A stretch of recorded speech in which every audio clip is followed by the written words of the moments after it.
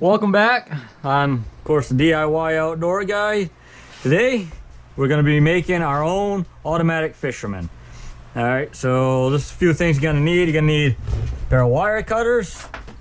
You're going to need a drill with, I think that's a 1/4-inch drill bit on there. You need a jig stick. This is just your regular one from Walmart. I think I paid 12 bucks for it. It's nothing really special, but it'll get the job done, we hope. Gonna need a coat hanger. Gonna need a split ring, some screws, of course screwdriver, and we're gonna use some eye screws and a piece of 1.5-inch PVC pipe. You can see I already cut that off at about a 45-degree angle. And you're gonna need an old board. The board, I figured to use about the length of the jig rod you're going to be using. So in this case, we got a 22-inch jig rod. So we cut the board at 22. All right, so we're going to take our piece of PVC pipe.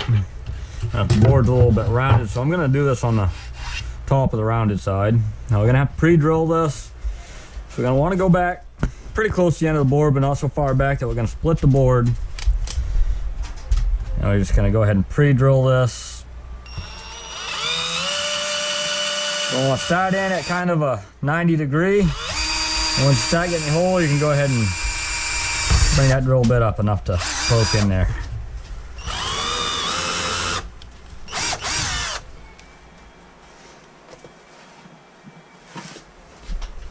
Again, we're going to put about three screws probably.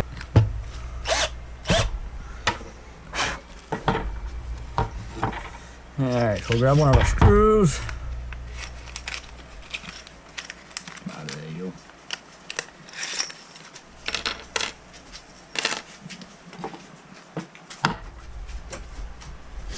go. Up that first hole.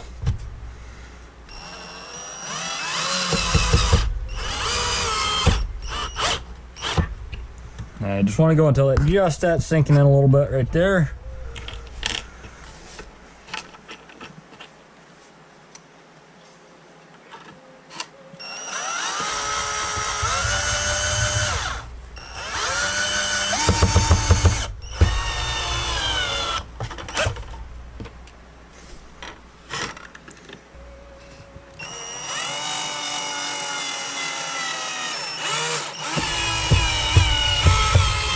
Yeah, get that third screw in there. All right, now we're gonna kind of want to line that rod up a little bit. And he's gonna sit right down in there like this.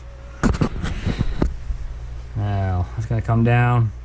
I'm gonna sink our eye screw pretty much in the middle of that board, a little ahead where you think that's gonna come down at.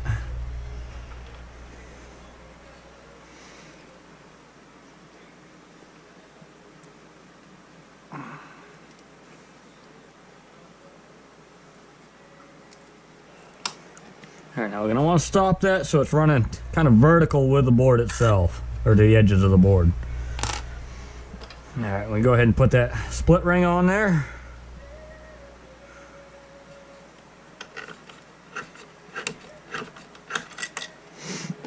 The next thing we need is our coat hanger. What we're gonna do, we're gonna cut the top of that off.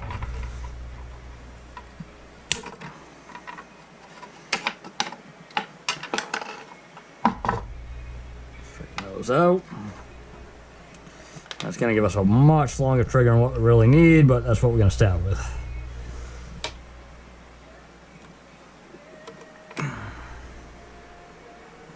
Alright, now a little trick to this. We're going to take our drill with that screwdriver in there.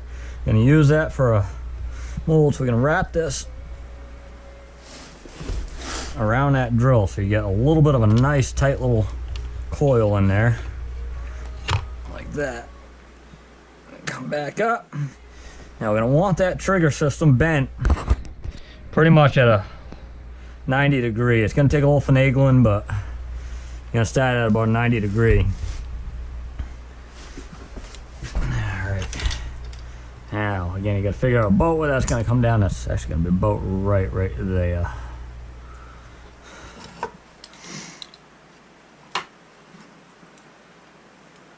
So I'm gonna go ahead and cut this end here off as such.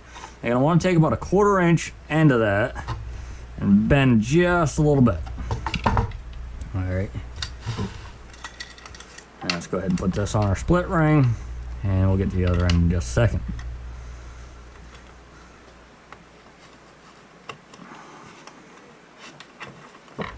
Now it's gonna hold in there just like that. All right, now we're gonna bring that fishing rod tip down. That sets right in the eye. Again, it's gonna take some adjusting, so you're not gonna want to have your face over that when you, I don't know if you can see that too well on this camera here. All right, so yeah, that's gonna take a little adjusting. So to make that a heavier trigger, you're gonna want to bend this down. To make it a lighter trigger, you gotta bend it up. So right now, you still need to bend that down a little bit because it's way too light. There you go. Let's see if that'll stay on there. All right, so we're gonna bend that down just a little bit more.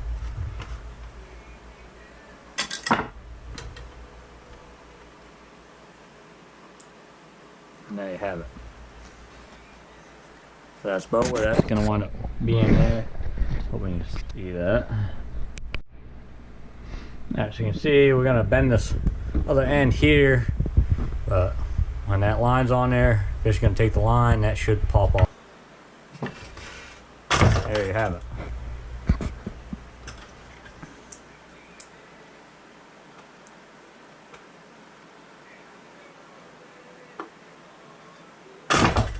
Alright, so now this other end, what we're gonna do, you're gonna want to bend kind of a U shape into this.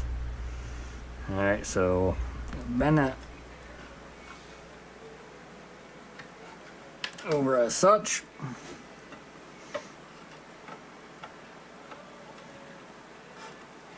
Now you're gonna want kind of a double, almost W in it. You got a sharp U right here. Now you're gonna want to tighten that up a little bit. You need to use pliers. Try to squeeze it down in there a little. Kind of bend that so it sits kind of like that there. All right, now your line's gonna go through here. So you're gonna bring that down. The rod tip's gonna hook in there. Your line's gonna be sitting here. When the fish takes it, it's gonna pop up and it'll automatically set the hook. Go ahead and cut this piece here off. Clean this up a little. And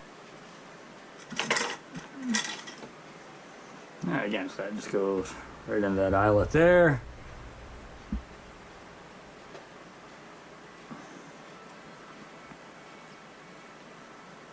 And when that goes down through there, when the fish takes that, that should trigger that off. And again, I'm going to have to adjust that a little bit more, make it a little bit lighter. You see it didn't really want to spring there so much. Bring that up just a hair. Again, it's going to take a little tweaking, a little playing. Not too bad now. There it goes.